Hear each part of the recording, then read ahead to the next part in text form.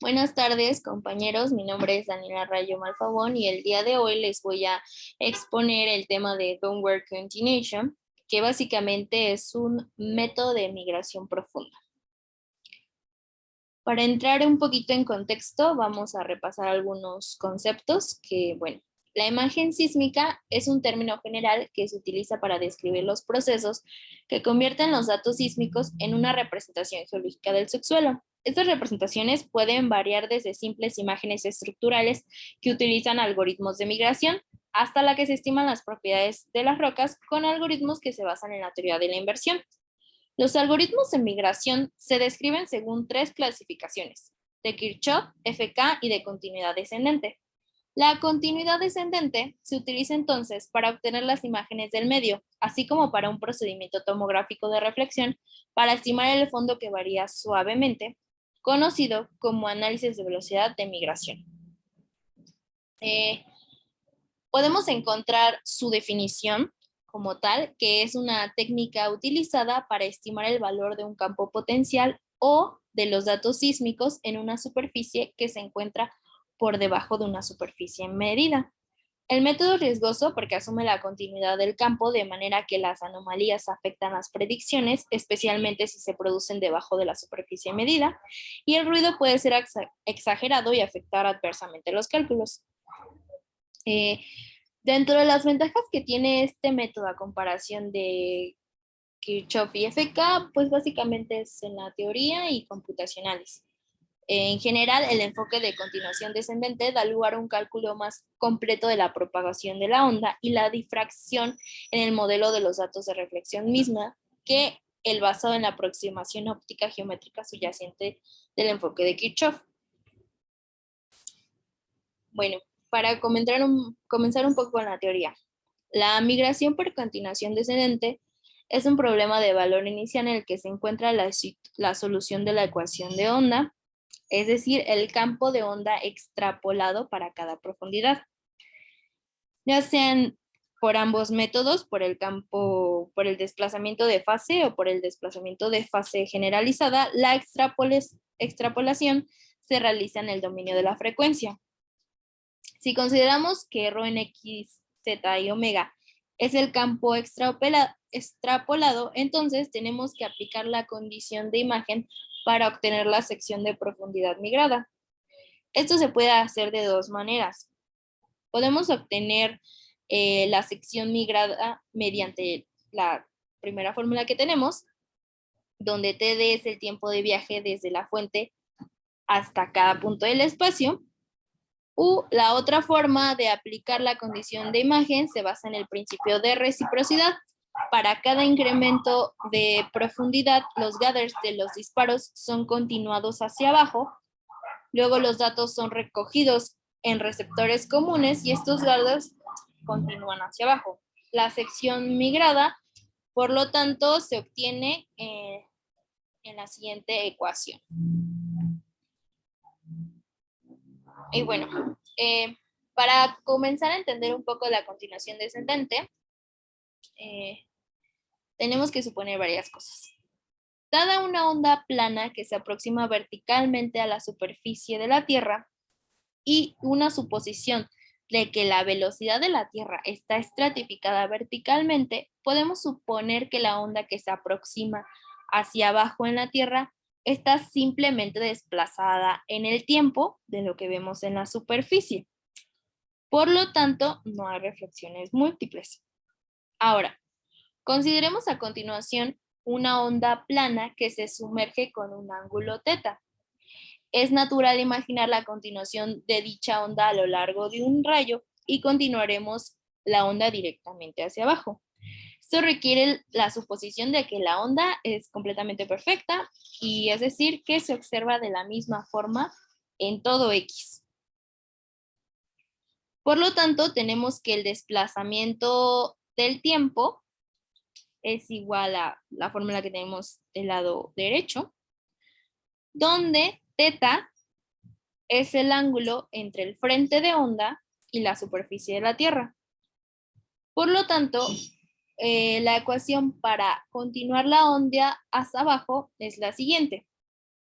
donde la ecuación 6 es la fórmula de continuación descendente para cualquier ángulo θ.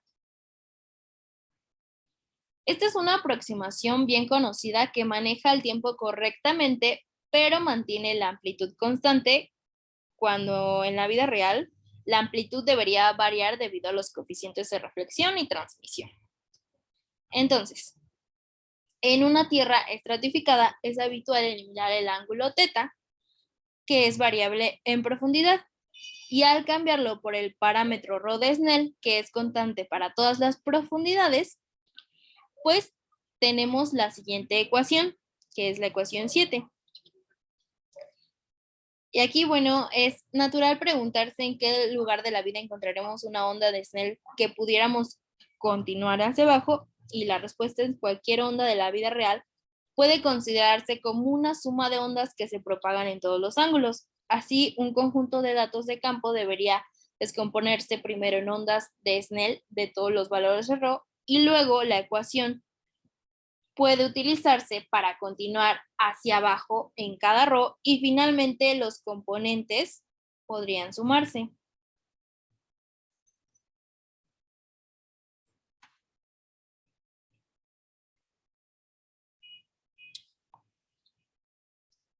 Ahora bien, vamos a pasar a el análisis de Fourier como método de continuación descendente, que es muy parecido a la onda de Snell, pero en este caso el objetivo es descomponer los datos en sinusoides a lo largo del eje X. Por lo tanto, una de las principales ideas del análisis de Fourier es que es una función de impulso, una función delta que puede construirse mediante la superposición de sinusoides o exponenciales complejas, que ya lo hemos visto en cursos anteriores. En el estudio de las series temporales, esta construcción se utiliza en la respuesta del impulso de un filtro.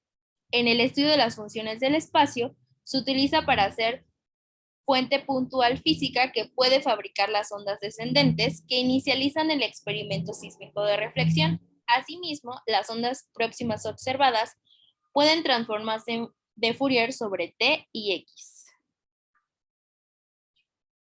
La ecuación básica de continuación descendente para las ondas próximas en el espacio de Fourier es la siguiente, que vemos, donde se introduce un signo menos, ya que se refiere a las ondas descendentes y los datos observados están hechos en ondas ascendentes. En general, la multiplicación en el dominio de Fourier significa la convolución en el tiempo, que puede ser representado por el siguiente diagrama. Básicamente tenemos ρ, la entrada, le aplicamos el filtro con Fourier y obtenemos una salida. La continuación hacia abajo es una relación de producto tanto en el dominio omega como en el dominio kx. Por tanto, es una convolución tanto en el tiempo como en x. Y como resultado se obtiene una ecuación que es aproximadamente una función de impulso, la cual tenemos en la parte inferior derecha. Ahora, en esta imagen explica como paso a paso la continuación ascendente. Entonces, tenemos que la parte roja, la difracción en la superficie azul, se migra en profundidad, ya sea en A, en la superficie vertical marrón, o en B, en la superficie inferior verde, donde los incrementos de profundidad se identifican como delta Z en la migración de profundidad y se calcula todo el volumen. El resultado es una migración temporal identificada por el contorno verde. Bueno, para concluir, en los años 80 la migración en profundidad previa a la pila se consideraba importante, pero no siempre merecían la pena por su considerable costo. Suponían correctamente que los sucesos perfectamente planos no debían cambiar después de la migración, pero no reconocían que los sucesos que parecían planos podían contener en realidad una estructura anómala.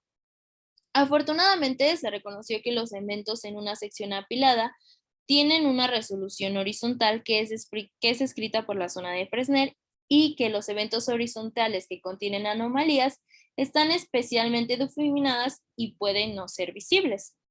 En los últimos años, gracias a las mejoras en los algoritmos y en el rendimiento de los equipos informáticos, la migración en profundidad previa al apilamiento se ha convertido en un proceso menos costoso. La migración previa al apilamiento ha demostrado ser un método útil para obtener una imagen correcta del subsuelo y para estimar la velocidad mediante la evaluación del resultado de la migración.